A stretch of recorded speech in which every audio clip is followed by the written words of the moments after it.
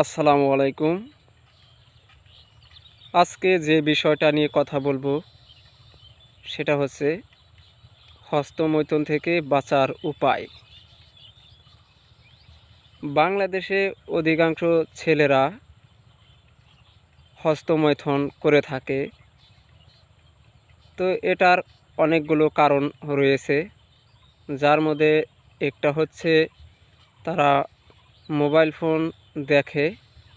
তো মোবাইল ফোনে অশ্লীল ভিডিও দেখতে না চাইলেও তারা ফেসবুক হোক আর ইউটিউব হোক অটোমেটিক নগ্ন ভিডিও বা ফটো তাদের মধ্যে চলে আসে, যার কারণে ছেলেরা দেখা যায় যে নিজেকে কন্ট্রোল না করতে পেরে এক পর্যায়ে হস্তমৈথুন কিন্তু করে ফেলে।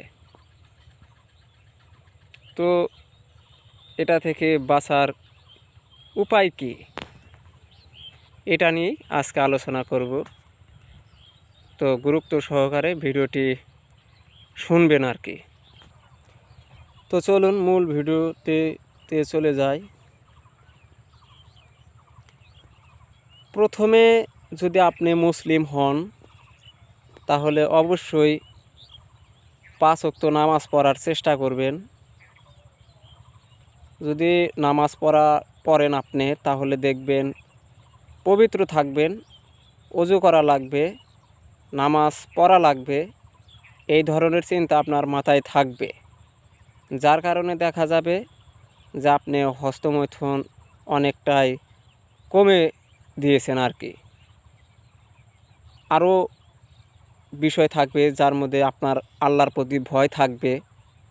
দেখা যাবে যে আস্তে আস্তে আপনি জিনিসটা বাদ দিয়ে ফেলেছেন।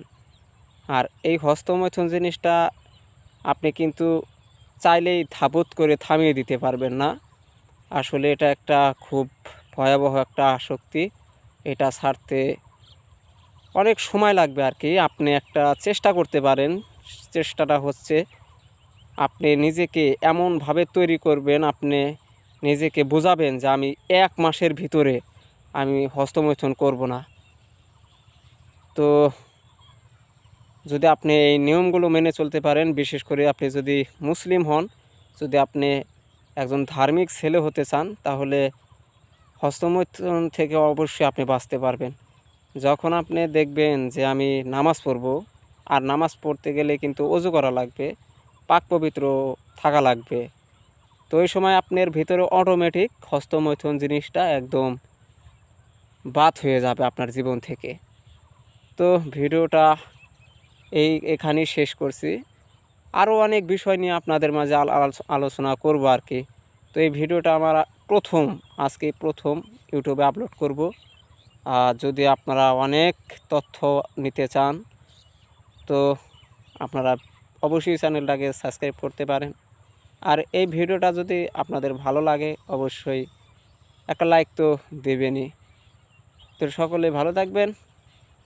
আল্লাহ হাফেজ।